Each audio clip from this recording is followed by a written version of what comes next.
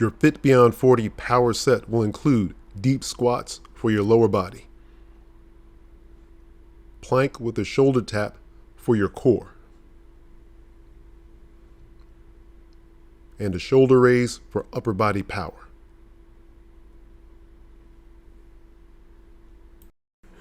For the deep squat, I'm picking up a kettlebell, and notice that I'm grabbing it by the horns. You can use a dumbbell and hold it in a goblet position for this exercise also. Notice looking at me from the front, my knees are slightly open, and when I go down, I'm bringing my elbows down between my thighs. Notice from the side or lateral view that as I go down, my back is not slumping. I'm maintaining a strong posture as I go up and down through the squats. Notice also from the lateral view that my glutes are dipping below knee level, just slightly below. That's as deep as I can go doing this squat and keeping my back in a nice strong position. You definitely do not want your back to slump over when you're doing this squat.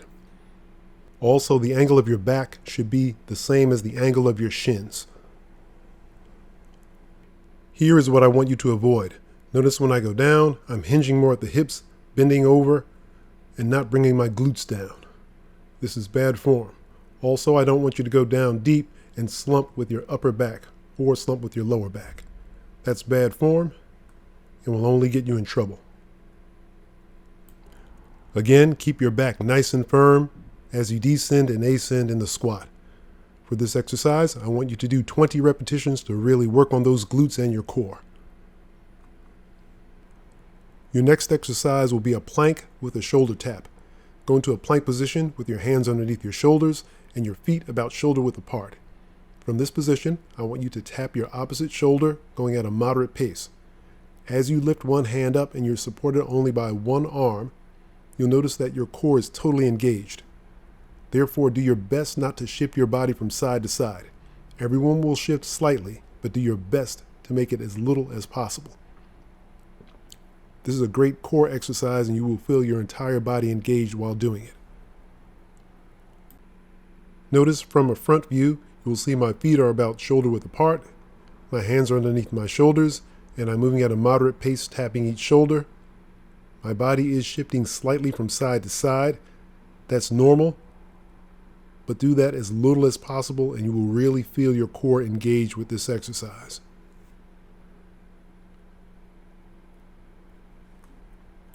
Here is what I want you to avoid: lifting your glutes in the air, bringing your shoulders back where your hands are in front of your shoulders and your head.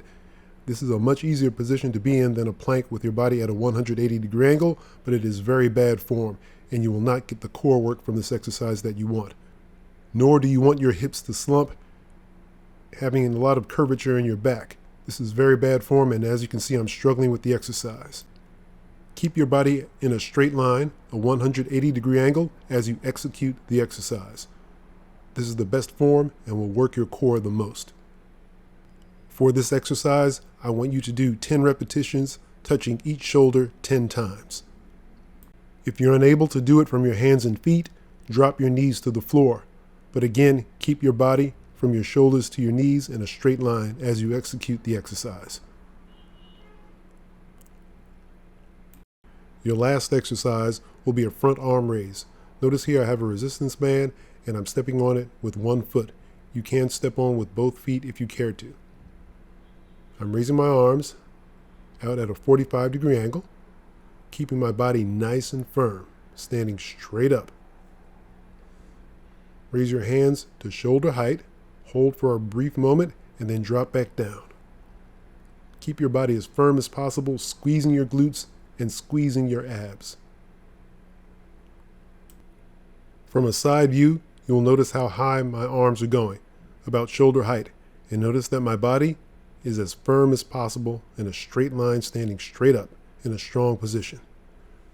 Squeeze your glutes, squeeze your abs, and roll your shoulders back to squeeze your scapula. Then lift your arms. By doing it in this fashion, you will totally engage your core.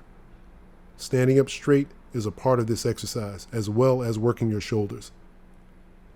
Here is what I want you to avoid: leaning back when you raise your arms. This puts strain on your back and does not engage your core fully. Another thing to avoid is using a band that has too much tension in it and you cannot control it and your arms are pulled back down. Find a band that you're comfortable with where you can raise your hands to shoulder height. For this exercise, I want you to do sets of 10 repetitions.